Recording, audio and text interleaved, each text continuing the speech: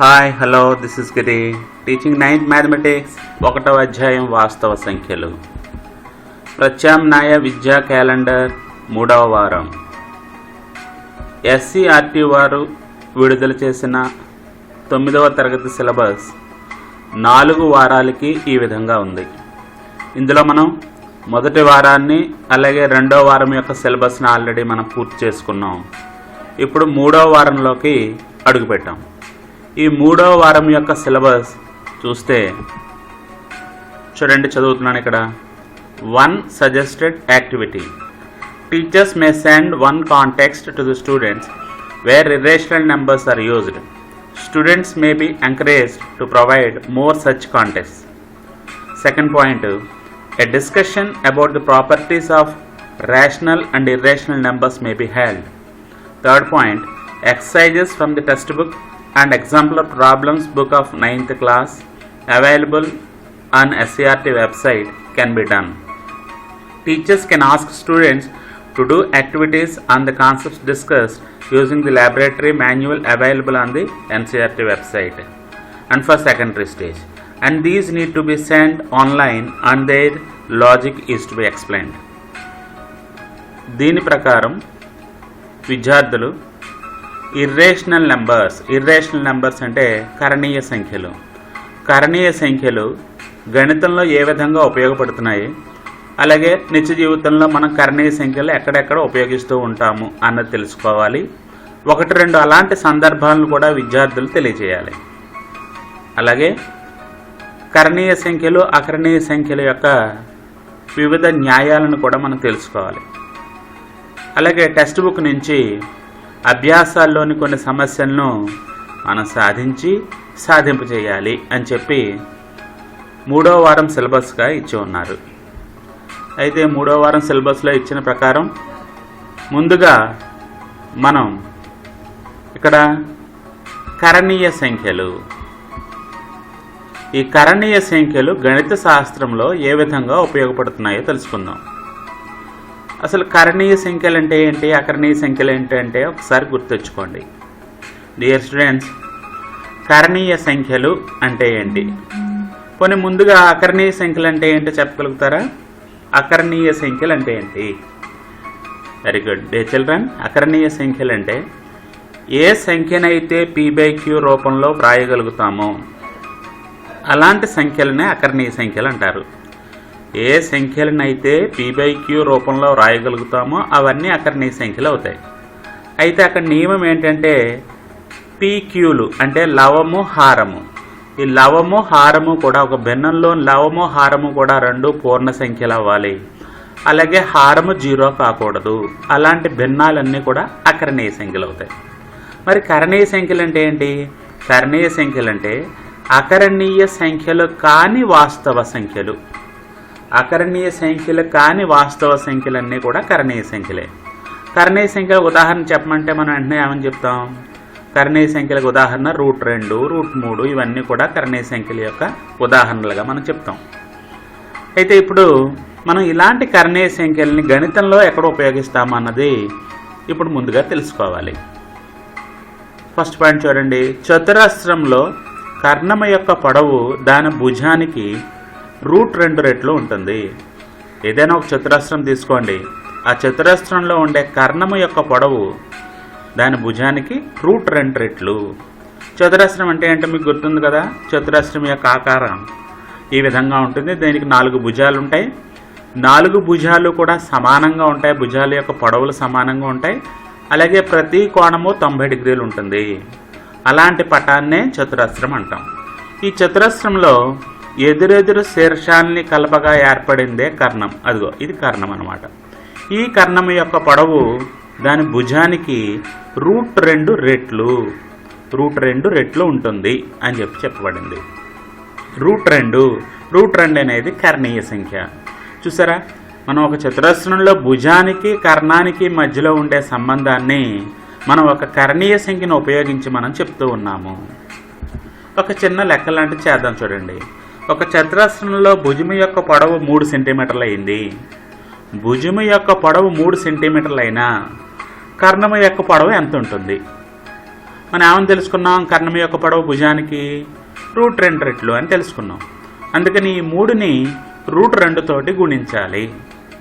రెట్లు అంటే గుణించాలి, వంతు అంటే భాగించాలి, ఎక్కువ అంటే కలపాలి, తక్కువ అంటే తీసివేయాలి కదా. అందుకని ఇక్కడ రెట్లు కాబట్టి గుణించాలి. ఒక చతురస్రంలో భుజం యొక్క పొడవు 3 సెంటీమీటర్లను ఇవ్వబడింది కాబట్టి ఇప్పుడు కర్ణం యొక్క పొడవు కావాలంటే భుజం యొక్క పొడవుని √2 తోటి గుణించాలి. అంటే 3√2 సెంటీమీటర్లు అవుతుంది. ఇంకొకటి, ఒక వృత్తంలో దాని పరిధికి మరియు వ్యాసానికి గల నిష్పత్తి ఒక కరణీయ సంఖ్య అవుతుంది. ఒక వృత్తంలో వృత్త పరిధికి వ్యాసానికి మధ్యలో ఉండే నిష్పత్తి ఒక కరణీయ సంఖ్య. అది ఎల్లప్పుడూ కూడా ఒక స్థిర రాశి. ఆ స్థిర రాశే కరణీయ సంఖ్య. ఆ కరణీయ సంఖ్యని పై అనే అక్షరంతో సూచిస్తాం. మీరు పైని చూసి ఉంటారు ఇంతకుముందు. పై ఎక్కడ చూసాం మనం? Very good. వృత్తం యొక్క పరిధి పొడవు కనుక్కోవడానికి వృత్త పరిధి = 2πr సూత్రాన్ని ఉపయోగించాం. అలాగే వృత్త వైశాల్యము =πr² అనే సూత్రాన్ని ఉపయోగించాం. అక్కడ పైని మనం చూసాం. అయితే పై అనేది మనం అక్కడ 22/7 అని తీసుకున్నాం, కానీ దాని విలువ 22/7 కాదు, 22/7కి దాదాపు సమానము. అందుకని 22/7 అని తీసుకుంటున్నాం మన క్యాలిక్యులేషన్కి. కానీ పై యొక్క కరెక్ట్ విలువ ఏంటంటే 3.14591535358939232 అలాగా ఎక్సెట్రా. దీని యొక్క విలువ అంతం కాని దశాంశము. ఏ దశాంశ భాగము కూడా మరలా రావటం లేదు, పునరావృతం అవ్వట్లేదు. అందుకని ఇది అంతం కానీ ఆవర్తనం కాని దశాంశం కాబట్టి ఇది ఒక కరణీయ సంఖ్య అవుతుంది. ఒక వృత్తంలో దాని పరిధికి మరియు వ్యాసానికి గల నిష్పత్తి ఒక కరణీయ సంఖ్య.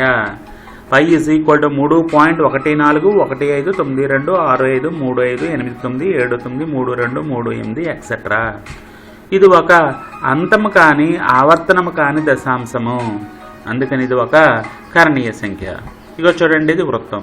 ఈ వృత్తానికి చుట్టూ ఉండే దాన్నే పరిధి అంటాం. ఈ పరిధి యొక్క పొడవుకి అలాగే వృత్త వ్యాసం, ఇది వృత్త వ్యాసం. వృత్త వ్యాసానికి గల నిష్పత్తిని మనం కనుక్కుంటే ఏ వృత్తాన్ని తీసుకున్నా ఆ రెండిటి యొక్క నిష్పత్తిని కానీ మనం తీసుకుంటే అది ఒక స్థిర రాశి వస్తుంది. అది ఒక కరణీయ సంఖ్య π అనేది. మూడో పాయింట్, ఒక సమబాహు త్రిభుజము యొక్క ఉన్నతి దాని భుజానికి √3/2 రెట్లు ఉంటుంది. ఒక సమబాహు త్రిభుజం యొక్క ఉన్నతి దాని భుజానికి √3/2 రెట్లు ఉంటుంది అని చెప్పబడింది. మీకు సమబాహు త్రిభుజం అంటే తెలుసు కదా. సమబాహు త్రిభుజం అంటే వెరీ గుడ్. సమబాహు త్రిభుజం అంటే ఏ త్రిభుజంలోనైతే 3 భుజాలు సమానంగా ఉంటాయో అది సమబాహు త్రిభుజం అవుతుంది. ఒక సమబాహు త్రిభుజంలోని ఉన్నతి అంటే ఎత్తు. ఒక సమబాహు త్రిభుజంలోని ఎత్తు దాని భుజానికి √3/2 రెట్లు ఉంటుంది అని చెప్పబడింది. ఇక్కడ ఒక చిన్న సమస్య లాంటిది చేద్దాం. ఇక్కడ చూడండి, ఇది సమబాహు త్రిభుజం ఇవ్వబడింది. ఇది త్రిభుజం యొక్క భుజం, ఇది త్రిభుజం యొక్క భుజం. ఈ 3 భుజాలు సమానంగా ఉంటాయి సమబాహు త్రిభుజం కాబట్టి. దీన్ని ఏమంటారంటే ఎత్తు లేదా ఉన్నతి అంటారు. ఇది భుజానికి √3/2 రెట్లు ఉంటుందని చెప్పబడింది. చిన్న సమస్య, ఒక సమబాహు త్రిభుజం యొక్క భుజము 4 సెంటీమీటర్లు అయినా భుజం ఎంతనిచ్చారు? 4 సెంటీమీటర్లను ఇచ్చారు.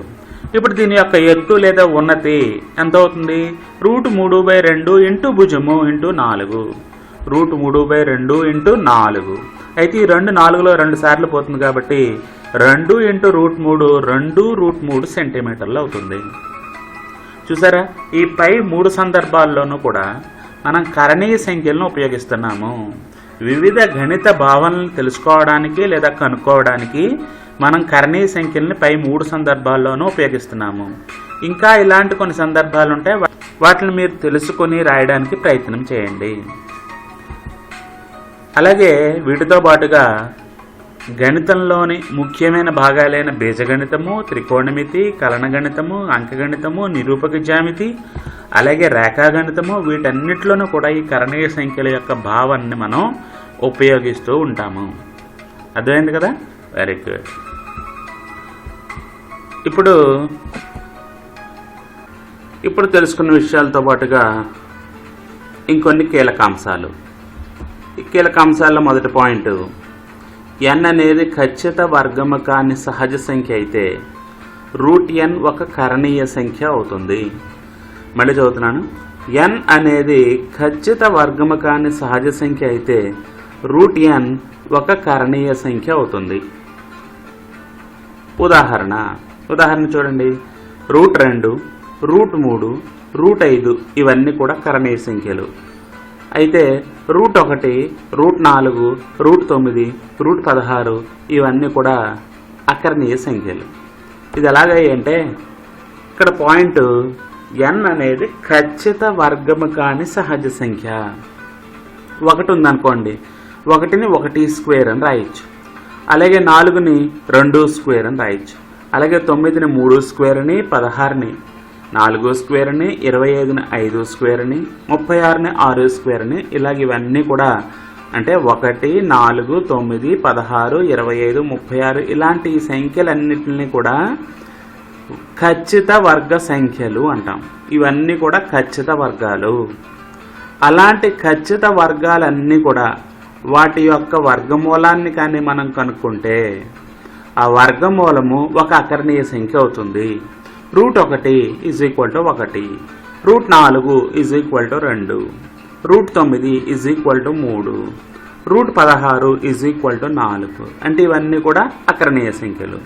అదే ఈ ఖచ్చిత వర్గము కాని మిగిలిన సహజ సంఖ్యలు తీసుకుని వాటికి వర్గమూలాన్ని కానీ మనం కనుక్కున్నాం అనుకోండి. ఉదాహరణకి √2, √3, √5, √6, √7, √8, మళ్ళీ √9 కాదు, √10 ఇవన్నీ కూడా కరణీయ సంఖ్యలు అవుతాయి.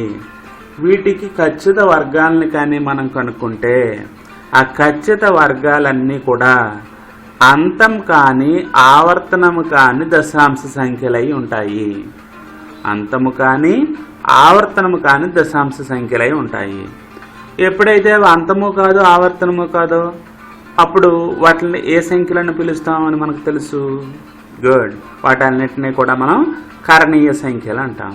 2 అనే సంఖ్యకి వర్గమూలాన్ని కానీ కనుక్కుంటే మనకి 1.41 అలాగా వస్తూనే ఉంటుంది. 2కి ఖచ్చిత వర్గాన్ని కనుక్కుంటే మనకి 1.414 అలాగ ఇంకా వస్తూనే ఉంటుంది. అలాగే 3కి వర్గమూలాన్ని కనుక్కుంటే 3 యొక్క వర్గమూలం 1.732 అలాగ వస్తూనే ఉంటుంది. ఇవన్నీ కూడా అంతం కానీ ఆవర్తనం కానీ దశాంశ సంఖ్యలు. అందుకని ఇవన్నీ కూడా కరణీయ సంఖ్యలు అవుతాయి. అదే √1 అనుకోండి, √1 యొక్క విలువ 1. అలాగే √4 అనుకోండి, దాని యొక్క విలువ 2. అంటే ఇవన్నీ కూడా అంతమయ్యే దశాంశ సంఖ్యలు కాబట్టి అవి అకరణీయ సంఖ్యలు అవుతాయి. ఈ √2, √3, √5 ఇవన్నీ కూడా అంతము కానీ ఆవర్తనము కానీ దశాంశ సంఖ్యలు కాబట్టి అవి కరణీయ సంఖ్యలు అవుతాయి. తర్వాత పాయింట్ చూడండి. Q ఒక అకరణీయ సంఖ్య, S ఒక కరణీయ సంఖ్య అయితే Q + S, Q - S, Q × S, Q / Sలు కరణీయ సంఖ్యలు అవుతాయి. ఉదాహరణ 1 + √2, 2 - √3, 3 × √5, 2 / √3 ఇవన్నీ కూడా కరణీయ సంఖ్యలే. మళ్ళీ చదువుతున్నాను. Q అనేది ఒక అకరణీయ సంఖ్య, అలాగే S అనేది ఒక కరణీయ సంఖ్య. ఒక అకరణీయ సంఖ్యని ఒక కరణీయ సంఖ్యని కలిపినా లేదా ఒక అకరణీయ సంఖ్యలోంచి కరణీయ సంఖ్యని తీసివేసినా, ఆ 2 సంఖ్యల యొక్క లబ్ధాన్ని కనుక్కున్నా లేదా ఒక అకరణీయ సంఖ్యని కరణీయ సంఖ్య చేత భాగించినా మనకు వచ్చే ఫలితం ఎప్పుడు కూడా ఒక కరణీయ సంఖ్య అవుతుంది. అక్కడ చూడండి ఉదాహరణ కూడా ఉన్నాయి. 1 + √2 లేదా 2 - √3 లేదా 3 × √5 లేదా 2 / √3 ఇవన్నీ కూడా కరణీయ సంఖ్యలే. మీరు ఒక విషయం గుర్తుంచుకోండి. 1 + √2 అన్నా √2 + 1 అన్నా ఒకటే, అది కూడా కరణీయ సంఖ్య అవుతుంది. అలాగే 2లోంచి √3ని తీసివేసినా √3లోంచి 2ని తీసివేసినా మనకి కరణీయ సంఖ్య వస్తుంది. 3 ఇంటూ √5 అన్నా √5 ఇంటూ 3 అన్నా కరణీయ సంఖ్య వస్తుంది. అలాగే 2 డివైడెడ్ బై √3 అన్నా √3 డివైడెడ్ బై 2 అన్నా మనకి కరణీయ సంఖ్య వస్తుంది. ఒక కరణీయ సంఖ్యని ఒక అకరణీయ సంఖ్యని తీసుకుని ఆ రెండిటిని కలిపినా తీసివేసినా గుణించినా లేదా భాగించినా మనకి కరణీయ సంఖ్య వస్తుంది. మూడో పాయింట్, ఏ మరియు బిలు 2 ధన వాస్తవ సంఖ్యలు కావాలి. ఏ బిలు వాస్తవ సంఖ్యలు అంటే అవి కరణీయ సంఖ్య అయినా కావచ్చు లేదా అకరణీయ సంఖ్య అయినా కావచ్చు.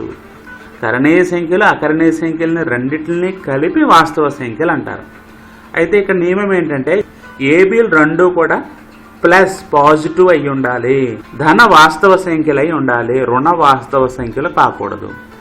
ఏబీలు అలాగ 2 ధన వాస్తవ సంఖ్యలు అయినప్పుడు root A B whole root of A B is equal to root A into root B అవుతుంది. అలాగే రెండో bit whole root of A divided by B is equal to root A divided by root B. ఇక్కడ నియమం B 0 కాకూడదు అని ఇచ్చారు. ఎందుకు B 0 కాకూడదు ఒకసారి ఆలోచించండి. ఎందుకు కాకూడదంటే ఏ భిన్నములోనైనా ఇక్కడ బి అనేది హారంలో ఉంది కాబట్టి ఏ భిన్నములోనైనా హారము 0 అయితే ఆ భిన్నము యొక్క విలువను మనము కనుక్కోలేము. అందుకని ఇక్కడ బి నాట్ ఈక్వల్ టు 0 అనే కండిషన్ ఇచ్చారు. ఇంక మూడో చూడండి, root A plus root B into root A minus root B is equal to A minus B అవుతుంది. తెలుస్తున్నాయా? Root A plus root B into root A minus root B అంటే ఇది A plus B into A minus B రూపంలో ఉంది.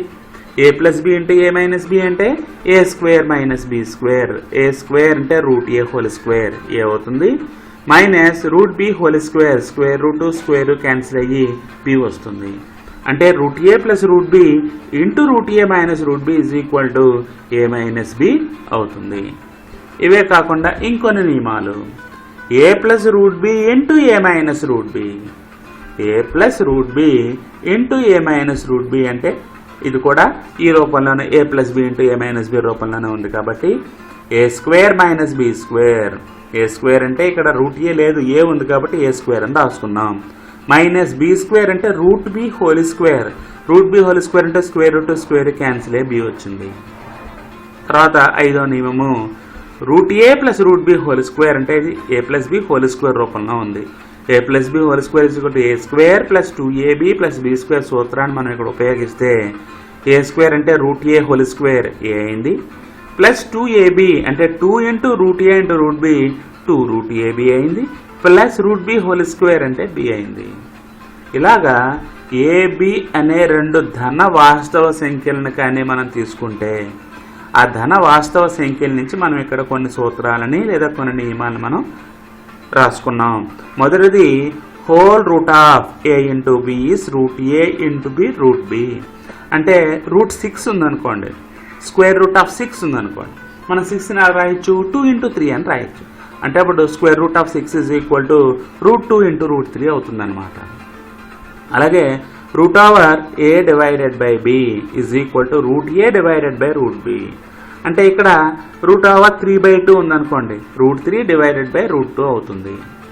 అలాగా ఈ నియమాలన్నింటినీ మనం తర్వాత అభ్యాసాలు సాధించేటప్పుడు వీటిలన్నింటినీ ఉపయోగించవచ్చు. అర్థమయ్యాయి కదా? ఒకసారి చూడండి, అర్థమయ్యాయి కదా? Very good.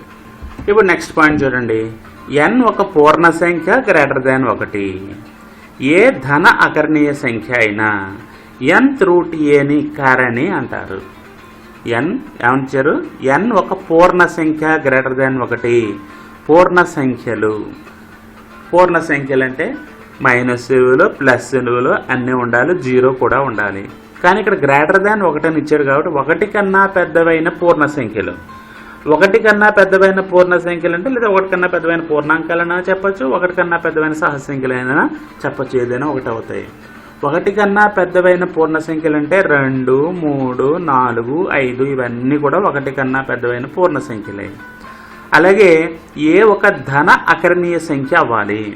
ఏ అనేది ధన అకరణీయ సంఖ్య అయ్యి, అలాగే n అనేది ఒక పూర్ణ సంఖ్య 1 కన్నా పెద్దదైన పూర్ణ సంఖ్య అయితే అప్పుడు nth రూట్ ఏను కారణి అంటారు. nth రూట్ ఏ. దీన్ని ఏమని చదవాలి? ఎన్ అనేది రూట్కి ముందు లేదు, రూట్ లోపల ఉంది. రూట్ లోపల ఉంటే దీన్ని ఏమని చదవాలంటే nth రూట్ ఏ అని చదవాలి. nth రూట్ ఏ. దీన్ని ఎలా రాయొచ్చు అంటే a⁴1/n అని కూడా ఘాత రూపంలో రాయొచ్చు. ఈ nth రూట్ ఏను కరణి అంటారు. ఇక్కడ ఈ n అనేది 1 కన్నా పెద్దదైన పూర్ణ సంఖ్య అవ్వాలి. అలాగే ఏ అనేది ఒక అకరణీయ సంఖ్య p/q రూపంలో రాయగలిగిన సంఖ్య అయి ఉండాలి. అప్పుడు nth రూట్ ఏను ఒక కరణి అంటారు. ఈ కరణికి మనకు ఉదాహరణ కావాలంటే సింపుల్గా √2, √3 లేదా క్యూబ్ √2 ఇవన్నీ కూడా కరణుల కింద ఉదాహరణల కింద మనం చెప్పుకోవచ్చు. దీని గురించి వివరంగా తర్వాత అభ్యాసంలో మనం తెలుసుకుంటాం. తర్వాత పాయింట్ చూడండి. సంఖ్యారేఖపై ప్రతి బిందువును సూచించే ఒకే ఒక వాస్తవ సంఖ్య ఉంటుంది. మనకి సంఖ్యారేఖ గురించి తెలుసు. సంఖ్యారేఖ అంటే ఒక సరళ రేఖ. ఒక సరళ రేఖను తీసుకుంటే సరళ రేఖ ఇరువైపులా కూడా అనంతం వరకు కూడా విస్తరించి ఉంటుంది. అప్పుడు ఆ సరళ రేఖపై ఎన్ని బిందువులు ఉంటాయని చెప్పగలం మనం? ఒక సరళ రేఖపై అనంతమైన బిందువులు ఉంటాయి. ఎన్ని ఉంటాయి బిందువులు సరళ రేఖపై? అనంతమైన బిందువులు. సరళ రేఖ అంటే అనంతమైన బిందువుల సమితి. అనంతమైన బిందువుల సమితినే సరళ రేఖ అంటారు.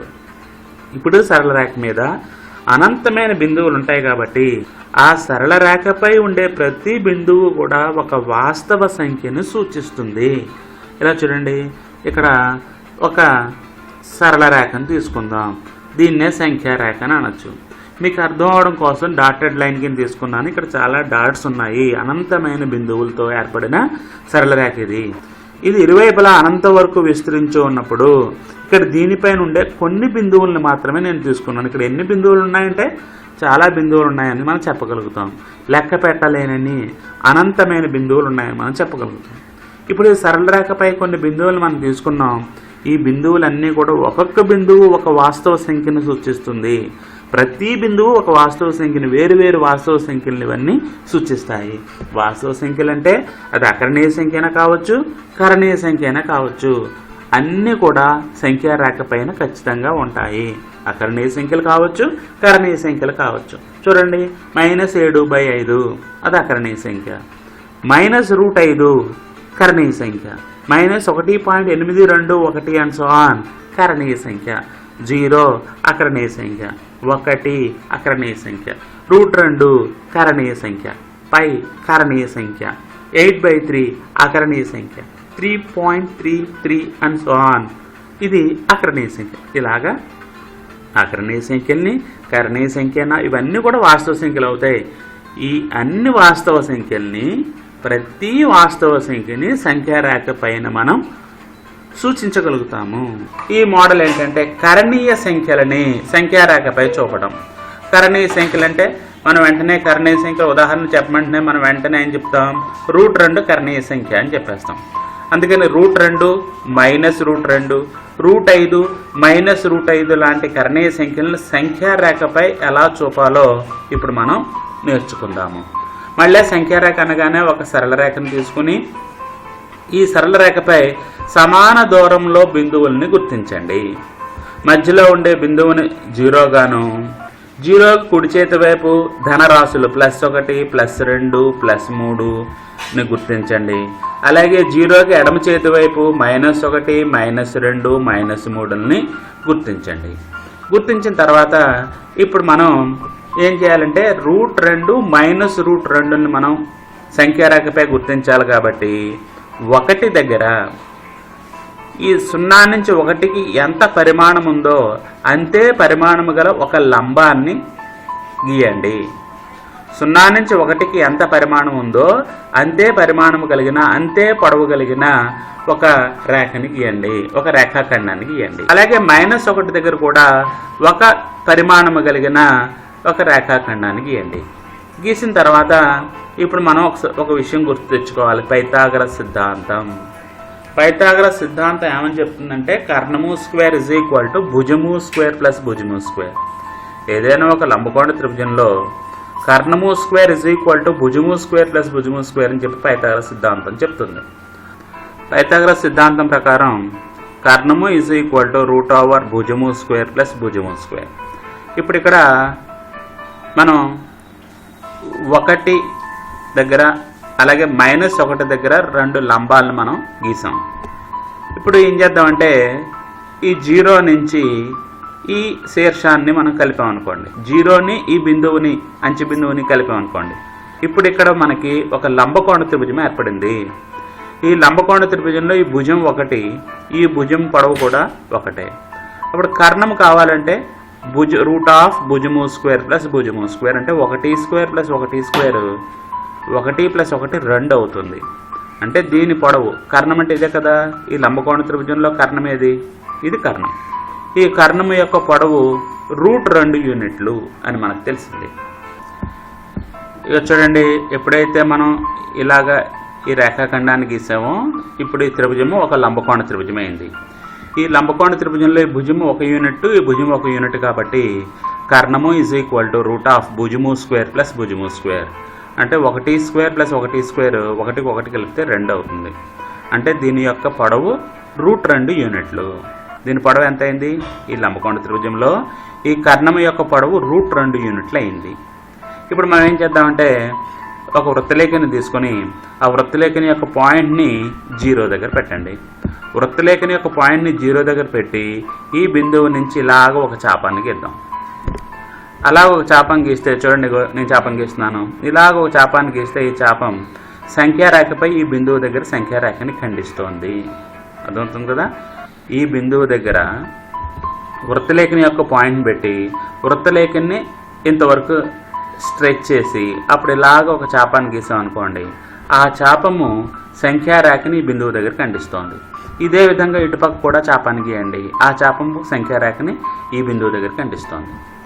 ఇది ఎంత అవుతుంది, దీని నుంచి ఇక్కడికి ఉండే పొడవే దీని నుంచి ఇక్కడికి ఉండే పొడవు అవుతుంది. అందుకని ఇది √2 యూనిట్లు కాబట్టి ఈ బిందువు √2ని అలాగే ఈ బిందువు -√2ని సూచిస్తుంది. అర్థమైంది కదా. అలాగే ఇప్పుడు √5ను సూచించాలి. √5ను సూచించే బిందువును మనం కనుక్కోవాలి. √5 అంటే 4 + 1 అని మనకు తెలుసు. 4 అంటే 2². అందుకని మనం ఏం తీసుకుందాం అంటే 2 నుంచి 1 యూనిట్ పొడవు కలిగిన ఒక లంబాన్ని మనం గీద్దాం. అలాగే -2 నుంచి కూడా 1 యూనిట్ పొడవు కలిగిన లంబాన్ని మనం గీస్తాం. గీసిన తర్వాత ఈ 0ని ఈ అంచె బిందువుతోటి కలపండి. ఈ 0ని ఈ అంచె బిందువుతో కలపండి. అంచె బిందువుతో కలిపితే కొత్తగా మనకి ఇంకొక లంబకోణ త్రిభుజం ఏర్పడింది. ఇదొక లంబకోణ త్రిభుజం, కొత్తగా ఒక లంబకోణ త్రిభుజం ఏర్పడింది. ఈ కొత్తగా ఏర్పడిన ఈ లంబకోణ త్రిభుజంలో ఈ భుజం ఎంత, 0 నుంచి 2కి మధ్యలో ఉండే దూరం అంటే ఇది 2 యూనిట్లు. ఈ దూరం లేదా ఈ భుజం యొక్క పొడవు 2 యూనిట్లు, ఈ భుజం యొక్క పొడవు 1 యూనిట్ కాబట్టి ఈ పొడవు 2 యూనిట్లు, ఈ పొడవు 1 యూనిట్. అప్పుడు కర్ణం ఏమవుతుంది, కర్ణము = రూట్ ఆఫ్ భుజము స్క్వేర్ ప్లస్ భుజము స్క్వేర్ అంటే 2² + 1². 2² అంటే 4 + 1, 4కి 1 కలిపితే 5. అంటే ఈ లంబకోణ త్రిభుజంలో ఈ భుజము 2 యూనిట్లు, ఈ భుజము 1 యూనిట్ అయినప్పుడు కర్ణము యొక్క పొడవు √5 యూనిట్లు అయింది. అంటే దీని పొడవు ఎంత, √5 యూనిట్లు. ఇప్పుడు ఏం చేద్దాం, మళ్ళీ వృత్తలేఖని యొక్క పాయింట్ని 0 దగ్గర పెట్టి వృత్తలేఖని ఈ పాయింట్ వరకు ఎక్స్టెండ్ చేసి మళ్ళీ ఈ పాయింట్ గుండా ఈ బిందువు గుండా పోయే ఒక చాపాన్ని గీయండి. చాపాన్ని గీస్తే ఆ చాపం ఈ సంఖ్యారేఖను ఒక బిందువు దగ్గర ఖండిస్తోంది. ఇప్పుడు ఇది పొడవు ఎంత ఉంటుందో ఈ పొడవు కూడా అంతే ఉంటుంది. అంటే ఇది √5 యూనిట్లు. అంటే ఈ బిందువు దేన్ని సూచిస్తుంది, √5ను సూచిస్తుంది. అదేవిధంగా ఇటువైపు కూడా ఈ బిందువు నుంచి పోయే ఒక చాపాన్ని గీస్తే ఆ చాపం సంఖ్యారేఖని ఈ బిందువు దగ్గర ఖండిస్తోంది. దీని విలువ కూడా √5 యూనిట్లు అవుతుంది. అయితే ఇది 0కి ఎడమ చేతి వైపు ఉంది కాబట్టి ఇది -√5 యూనిట్లు అవుతుంది. అర్థమైంది కదా. ఇది √2, అలాగే ఈ బిందువు √5, అలాగే ఈ బిందువు -√2, అలాగే ఈ బిందువు -√5. ఇప్పుడు మనం దేన్ని సూచించాలి, √2ని -√2. √2 అంటే ఈ బిందువు, -√2 అంటే ఈ బిందువు, అలాగే +√5 అంటే ఈ బిందువు, -√5 అంటే ఈ బిందువు. ఈ విధంగా ఈ బిందువును మనం సంఖ్యారేఖపై సూచించాము. సాధించబడిన కొన్ని సమస్యలు. కరణీయ సంఖ్యలపై కొన్ని సమస్యలను మనం ఇప్పుడు సాధిద్దాం. ఈ సమస్యలన్నీ మనం 9వ తరగతి గణిత శాస్త్రం టెక్స్ట్ బుక్ నుంచే తీసుకోబడ్డాయి. మొదటి సమస్య, సూక్ష్మీకరించండి.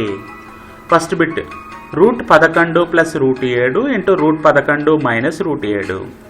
అలాగే సెకండ్ బిట్ √3 + √7 హోల్ స్క్వేర్.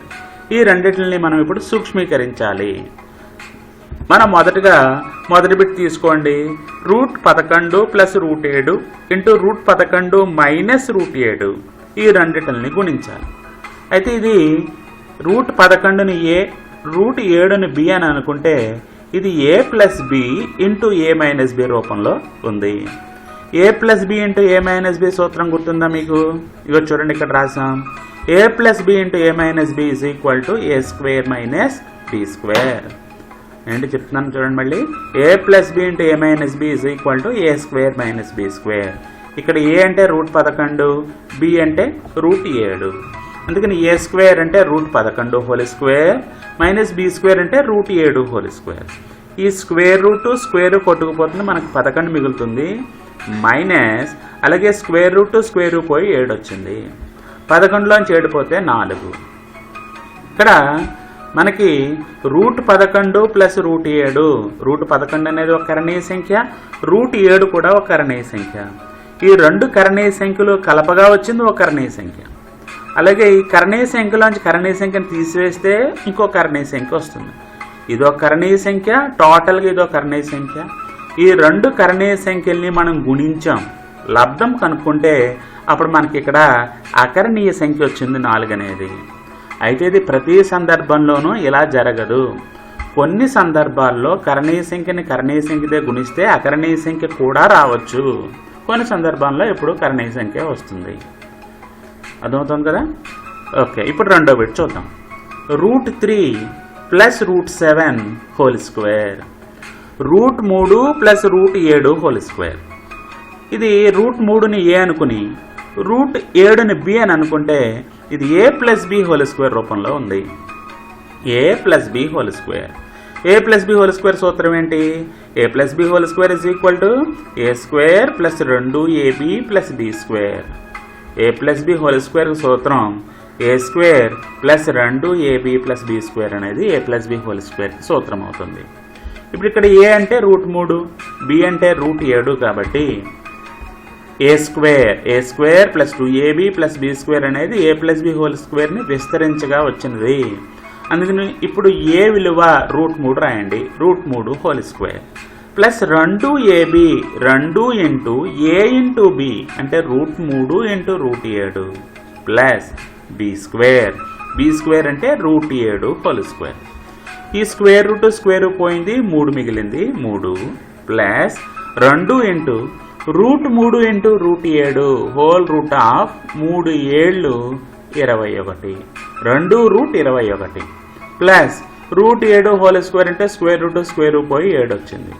ఇప్పుడు 3కి 7 కలిపితే 10 ప్లస్ 2√21 10 ప్లస్ 2√21 ఇది √3 + √7 హోల్ స్క్వేర్ యొక్క విలువ. ఇలాగా ఒక సమస్యను మనం సాధించాం. ఇంకొక సమస్యను చూద్దాం చూడండి. ఈ క్రింది వానిలో ఏవి కరణీయ సంఖ్యలు, ఏవి అకరణీయ సంఖ్యలు? ఈ క్రింది వానిలో ఏవి కరణీయ సంఖ్యలు అలాగే ఏవి అకరణీయ సంఖ్యలు అని అడుగుతున్నారు. ఇందులో ఫస్ట్ బిట్ 5 - √3, రెండో బిట్ √3 + √2, మూడో బిట్ 2√7 డివైడెడ్ బై 3√7, నాలుగో బిట్ 2π, ఐదో బిట్ 2 + √2 ఇంటూ 2 - √2. ఇక్కడ ఇలాగా 5 బిట్లు ఇవ్వబడ్డాయి. ఈ 5 సందర్భాల్లోనూ ప్రతి సందర్భంలోనూ ఇచ్చిన సంఖ్య కరణీయ సంఖ్య అవుతుందా అకరణీయ సంఖ్య అవుతుందా అన్నది మనం ఇప్పుడు చెప్పాలి. సాధన ఫస్ట్ బిట్ చూడండి. 5 - √3 అని ఇచ్చారు. 5 అనేది ఒక అకరణీయ సంఖ్య, √3 ఒక కరణీయ సంఖ్య. ఒక అకరణీయ సంఖ్యలోంచి కరణీయ సంఖ్యని తీసివేస్తే మనకి ఎప్పుడూ కరణీయ సంఖ్య వస్తుంది. మనం ఇంతకుముందు న్యాయాల్లో తెలుసుకున్నాం. అలాగే ఒక అకరణీయ సంఖ్యకి ఒక కరణీయ సంఖ్యని కలిపినా తీసివేసినా ఎప్పుడూ కూడా కరణీయ సంఖ్య వస్తుంది. అది గుర్తుంచుకోండి. అది ఎలా వచ్చిందంటే 5 అంటే 5.000 అనుకోండి. దానిలోంచి రూట్ మూడు అనేది మన కరణీయ సంఖ్యని తెలుసు కాబట్టి ఇది అంతం కాని ఆవర్తనం కాని దశాంశం. ఏ సంఖ్యలో నుంచైనా అంతం కాని ఆవర్తన దశాంశాన్ని తీసివేసినా మనకు అంతం కాని ఆవర్తనం కాని దశాంశమే వస్తుంది. ఒకటి మీరు ప్రయత్నం చేసి చూడండి. అందుకని మనకి చివరిగా ఒక సంఖ్యలోంచి 5లోంచి -3 అనే ఒక కరణీయ సంఖ్యను తీసివేస్తే మనకు అంతం కాని ఆవర్తన కాని దశాంశమే వస్తుంది కాబట్టి అది ఒక కరణీయ సంఖ్య అవుతుంది. రెండో బిట్ √3 + √2 ఒక కరణీయ సంఖ్యని కలిపినా తీసివేసిన కరణీయ సంఖ్య వస్తుందని మనం తెలుసుకున్నాం కాబట్టి ఇది కూడా ఒక కరణీయ సంఖ్య. అంటే అంతం కాని ఆవర్తనం కాని దశాంశానికి అంతం కాని ఆవర్తనం కాని దశాంశాన్ని కలిపితే మళ్ళీ అదే అంతం కాని ఆవర్తనం కాని దశాంశమే వస్తుంది కాబట్టి అది కరణీయ సంఖ్య అవుతుంది. మూడోది 2√7 డివైడెడ్ బై 3√7. 2√7 divided by 3√7. ఈ √7 కొట్టుకుపోతుంది. 11లోనే హారంలో ఉన్నాయి కాబట్టి ఇది 2 క్యాన్సిల్ అయిపోయాయి. మనకి ఇంకా 11లో 2 మిగిలింది, హారంలో 3 మిగిలింది, అంటే 2/3 అని వచ్చింది.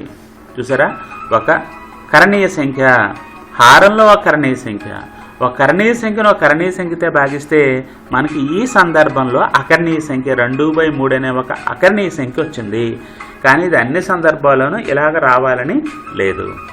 అందుకని ఇక్కడ 2√7/3√7 = 2/3. ఇది ఒక అకరణీయ సంఖ్య. 4 బిట్ చూడండి. 2π అనేది ఒక కరణీయ సంఖ్య. 2π అది కరణీయమా అకరణీయమా అని అడుగుతున్నారు. పై అనేది కరణీయమని మనం తెలుసుకున్నాం కాబట్టి ఏదైనా కరణీయ సంఖ్యను అకరణీయ సంఖ్యతో గుణిస్తే ఎప్పుడూ కరణీయ సంఖ్య వస్తుంది. అందుకని 2π అనేది ఒక కరణీయ సంఖ్య. 5వ బిట్ 2 + √2 × 2 - √2. అంటే ఇది a + b × a - b రూపంలో ఉంది. a + b × a - b మనం పైన తెలుసుకున్నాం a² - b² అని. అంటే 2² - √2². 2² అంటే 2 2 4 మైనస్ √2² అంటే స్క్వేర్ పోయింది, 2 వచ్చింది.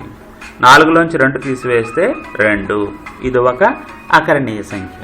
ఏ విధంగా 5 - √3 అన్నది కరణీయ సంఖ్య అవుతుంది, ఏ విధంగా √3 + √2 అనేది కరణీయ సంఖ్య అవుతుంది అనే ఈ భావనని మీరు 10th క్లాస్లో వివరంగా నేర్చుకుంటారు. ఇప్పుడు ఇలాంటి మరికొన్ని సమస్యలను సాధించడానికి మీరు ప్రయత్నం చేయండి. Thank you very much.